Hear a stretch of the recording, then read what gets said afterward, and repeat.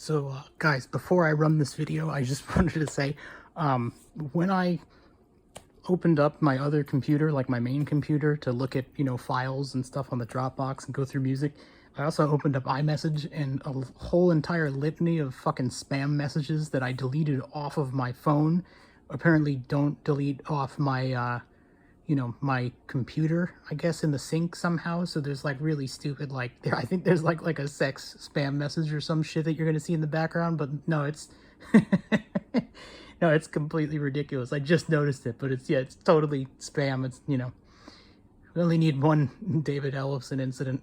Anyway, here we go. So it's about 7 minutes after 6 here in LA. I should be asleep, but if you know me, you know I'm not. So anyway, I kind of had put this out of sight, out of mind for a long time, until a release date was announced for it, and I haven't ever talked about it publicly, because frankly it wasn't really that big a deal to me, and it was a miserable fucking experience. But so check this out. So in 2017, for about 2.5 days, I worked on what is now known as Aggression Continuum, which was originally, they were going to call it Decennium, then they were going to call it Monolith. It was the new, is the new Fear Factory album. It's weird calling it new because it's, I mean, I don't even know how old the stuff was before it got to me, but we worked on it like 4 years ago. Anyway, I really, normally I would say something like I didn't want to have to make a video like this, but the truth is I don't really care, because first of all, like, it's not really that big a deal. It was really an open and shut thing for me after it was done.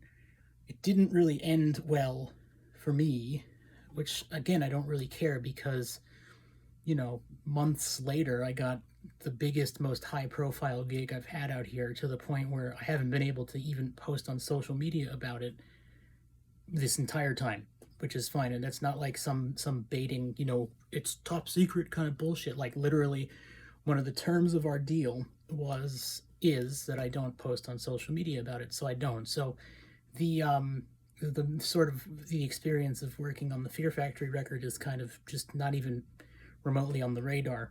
But when I worked, when we did it, we worked on it here, when Dino was here, there was stuff we worked on, both tracking stuff kind of and pre-pro stuff kind of, and there was compositional stuff as well, and some stuff that I wrote, and not long stuff, but like maybe riffs, or in some cases like an intro to a song.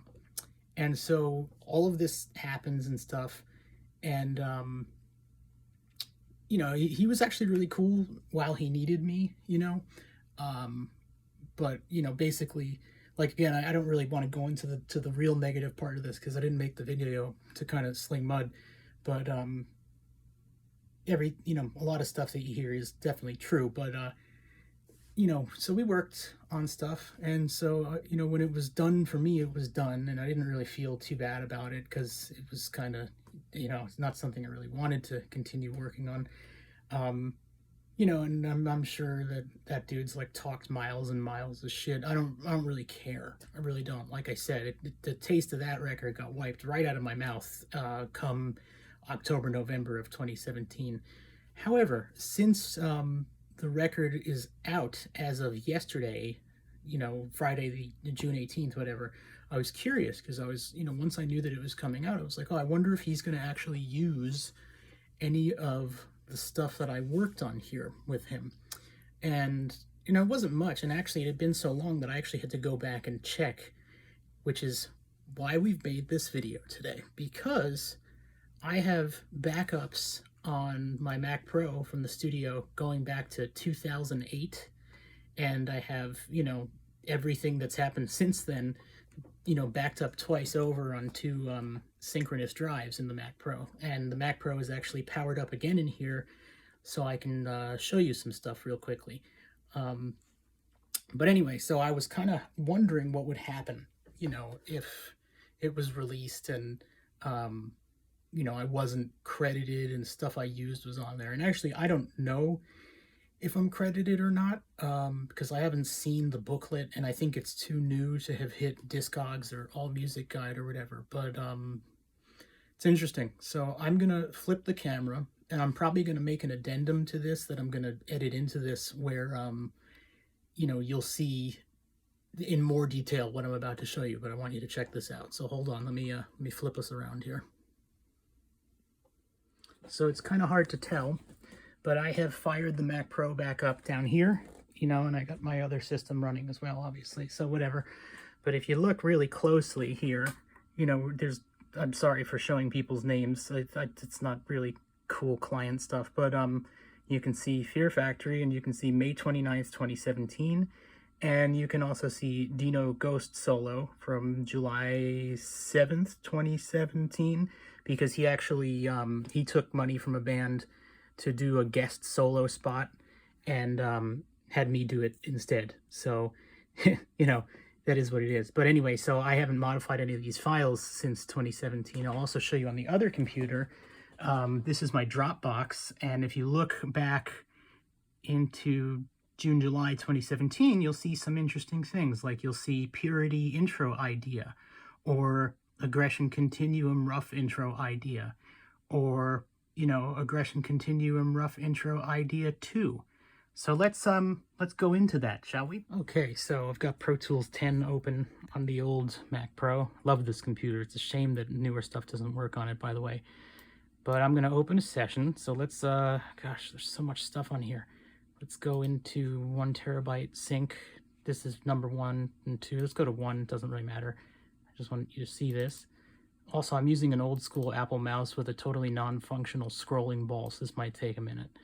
But let's take a look at Fear Factory. So 5/29/17. Let's go into here. So this must be the copy folder I made of the pre-pro of all the stuff. And you'll see numerous different folders of stuff we were working on, and I believe the IKMP extensions on these stand for Igor Koroshev and Mike Plotnikov. And Igor's a real great guy to deal with too, by the way, but we're not going to go into that. It's really not worth my time with that. But let me open this up, see what we got. Now, I haven't opened stuff on, you know, for a while here, but because I think the outputs and stuff are a little different since I started using the Prism conversion with the other computer. So I'm going to let this open for a second, and we're going to take a look at the tracks. And if I shut the video off, it's just because I ended up finding what the I/O setup was, and I can play it back for you. But let's see what we got. So we got a stereo drum print. We got some bass and guitars and stuff like that. I think, if I'm remembering correctly, I actually probably played these because there were parts that we didn't have, you know, for this. But let me scroll down a little bit here. Can't see anything through the phone camera. Now here is some stuff that we kind of messed with, you know. These are stuff that were, you know, things that were from Damien Renaud, and he was great. The stuff that he actually sent over was in incredible shape, really well edited, super tight and stuff. He made it very easy. And then we have some stuff down here. This is the regular stuff. There's Burton's vocals and stuff like that. So I don't even know, actually. I'm hoping, you know, that this was the right one, you know, with the intro on it. If it's not, then I'm going to close it and open up. Hold on 1 second. Wait, you know what it is? So check it out. So I'm back here. I just realized this was pre-pro, and we sort of did assembly stuff along the timeline. And this is the intro stuff we did, if I'm not mistaken. So this is it right here. I can see the automation and stuff from some stuff we were doing volume-wise and a couple other things. But let me, you know, go through stuff here real quickly, set this up for playback, but I assure you this is the same session. And you can see sort of choirs and all kinds of stuff that we used there. This is the software instruments I used in Pro Tools. I used almost entirely Pro Tools for this, no Logic. It was just, it's what he used, and frankly, it was, you know, at such a pace that I really would rather have just done it and not gotten any grief about it. But hold on 1 second. I'm going to cut camera, and I'm going to make sure the I/O is cool, and I'm going to go through these tracks. Okay, I got it. It's up. It's working. I just had to change the output for AES EBU because I moved everything when I got the new machine running. Anyway, so this is it. I'm going to run this, and I really feel bad because it's pretty late or early here, and there's people that are probably, you know, still very much asleep and or hungover from Friday night. But I'm going to hit a playback on this real quick, and I'm going to sort of point the camera toward the monitors to make this a little easier to deal with. But I'm going to show you this real quick. So here we go.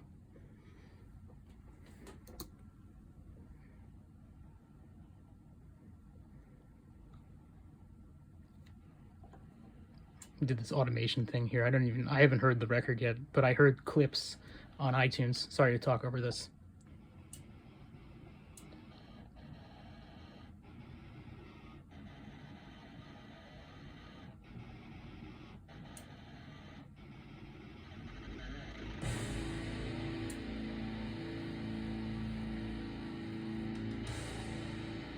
So that's my guitar playing there through Amp Farm. Those are two DIs with Amp Farm, Line 6 Amp Farm running.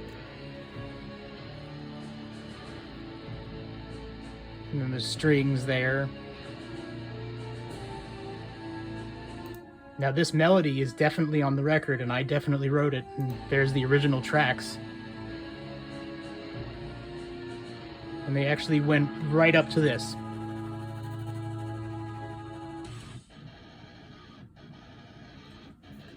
But on the, I think on the album version, they have Mike playing drums, you know, or Mike's drum hits that were probably gridded to hell on there. But yeah, so I mean, I don't know how else I would have this, you know. I'm not a good enough hacker to hack the internet and get into anybody else's shit. But yeah, it's this is the original stuff right here, circa 2017. That's the original tracks for the intro to the song Aggression Continuum, all printed out. But actually, I think I used Expand or whatever the sampler thing is for Pro Tools. It's like Pro Tools' version of the Logic EXS24. So that is there. I thought that was pretty funny when I heard it. I wasn't even like upset or pissed off. I was just like, yeah, I figured they would end up using that and not tell me. And I'm probably, like I said, non-credited, don't really care. Now I'm going to show you the other thing so far that I heard in the iTunes clips or whatever for this song, Purity. Purity was a song kind of similar, I guess, in pace to the Digimortal title track, but I think he was worried that the riff sounded too much like Replica, the chorus to Replica, which it definitely did. So I'm going to open this in Logic. I don't have my other interface running with this. The Motu used to run with this, so we're going to let this load.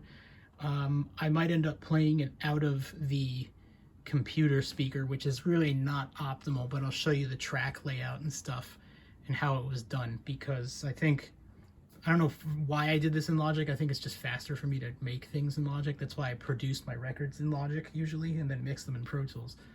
But I'm just going to let this load. It's in real time, as you can see. I haven't touched it since May 26, 2017. There is, let's see, that's EXX24. I don't know why that's there. That's the channel strip name for the detested guitar sound. Anyway, hold on one second. Let's take a look. So, let's see here. So we got bass and stuff we brought in. I must have played on this stuff. Let me set up the audio output here just real quick to make sure. Let me see here.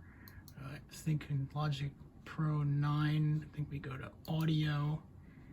What's it saying? It's saying Motu. Oh yeah, the Motu's not here, clearly. So let's revert over to built-in output. This is going to be real great sounding, I'm sure. But it's important. So we're applying the changes, and it's going to load and do all that shit that it normally does.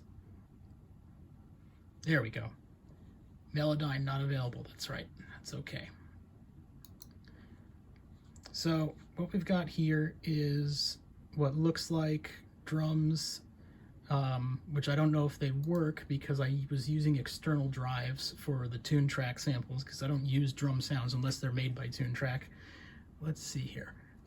So these look like guitars. Let me solo these out real quick. These must be the ones I'm looking for. And I definitely used his guitar.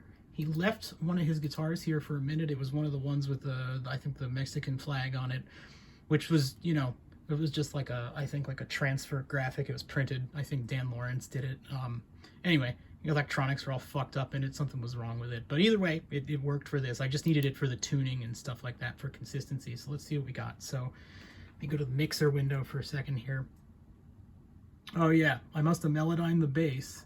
And then there's Le Poulet Jaune and the Torpedo, the 2 Notes Torpedo software. So let's see what we got.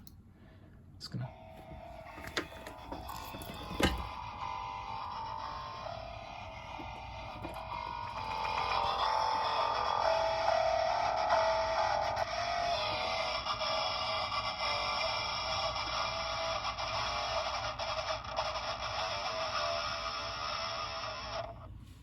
So maybe I'll hit that again because the bass was really raging out of there. But check that out. That's the one that's on the record for sure. Not my parts, like not me playing. Although I don't know, I don't really put anything past these dudes. But I don't think I gave them this. I think we just traded audio of it. Let me see this again here.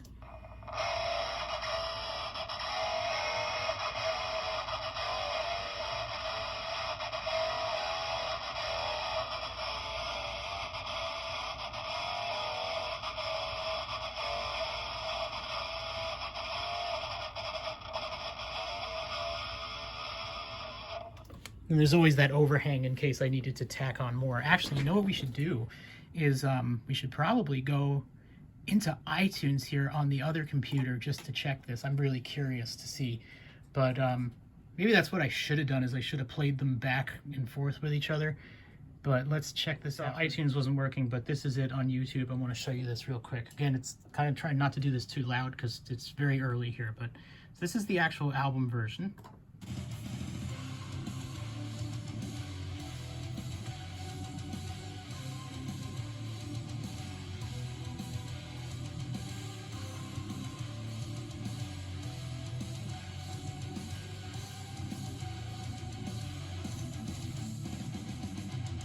Okay, so there's that. And you know what, actually, it occurs to me, I might have actually put down that sound in the beginning, the intro sound, but I don't know, that thing where it goes, you know, that sort of metallic sort of clanging noise. I don't know. I don't really care. It's really not that big a deal. But again, let's go revisit this. This is the untouched session from May 2017 with very clearly my guitar stuff going on there. And I'll play it again down at the computer speaker. Let's see here.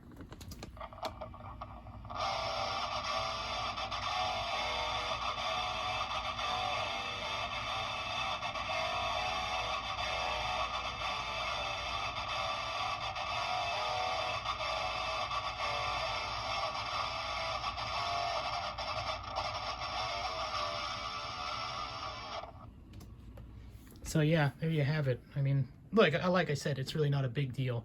I mean, I'm sure there's all kinds of legal hell that could be raised at some point in time, but it's really not worth the time or the money, you know.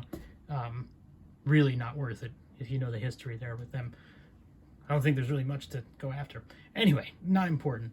Let me cut to this. I'm going to do the same thing I just did with this with the other song. It makes more sense. So I forgot, Pro Tools is still open. This isn't going to take very long. Let me just go to Open Recent. There's Aggression Continuum printed. I mean, I guess I could show the one off with the software instruments running, but I mean, you know, I think you guys get the idea.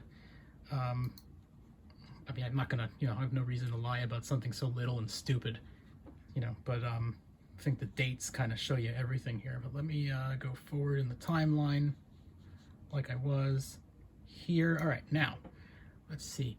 So, let me turn this off. Let's listen to the actual track from the album. Let me go get it. Okay, let me do this. Sorry I'm doing this in real time, but I need to stress here that, like, I'm actually hesitant to even shut the camera off to jump to things because I really don't want it to seem like I messed with any of this or doctored any of it, because frankly, it's really just a waste of time and hard drive space to do something like that.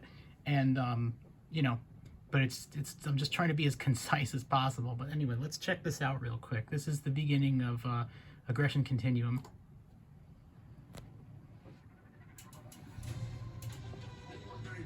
Now this obviously wasn't there when we were working on it. You know. But this sounds a little familiar, right? Check it out.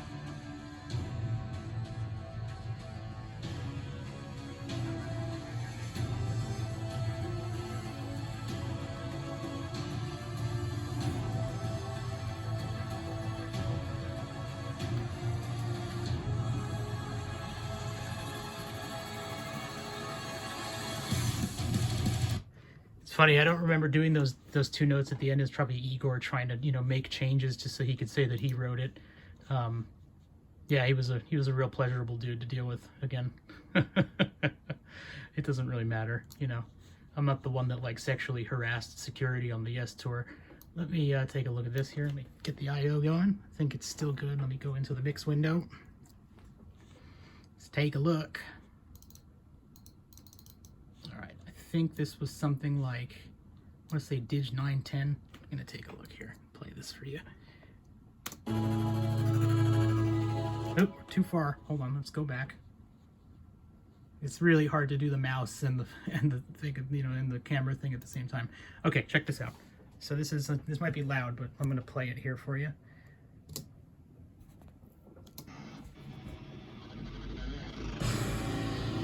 Yeah, similar, right?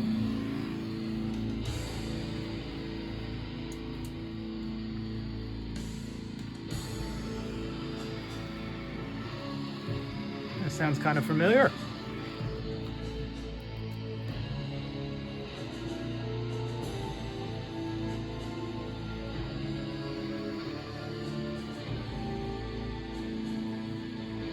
And then there's the choir coming up.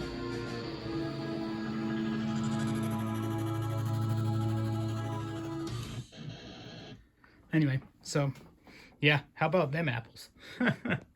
So let me turn this off now. I'm going to try and cobble this together on my phone real quick. Probably shouldn't put it on YouTube. I think I'll put it on Instagram. I don't really care. I'm really, like, I'm not trying to start shit. It's just, it's important I bring this up because this has probably happened a lot to people. You know, not with them. I mean, I'm just saying in general, people get fucked on this kind of stuff all the time on much bigger records that actually, you know, pose to, you know, like give people actual residual income from songwriting credit, you know, not like this shit. But yeah, I mean, and also I don't know who the band was that I ghosted the solo on for, that he says is him. I could bring it up, but I highly doubt they're going to watch this. I think they might have been from South America. I'm not really sure. Either way, I mean, I think I forgot what he got paid, but he only gave me like $100 for it. Doesn't matter. It was just really, you know, it was an afterthought. I mean, I feel bad because a band probably put that on their record thinking it was him, but whatever, at least they'll think he had, you know, actual vibrato and phrasing for once. Anyway, I'll talk to you guys soon.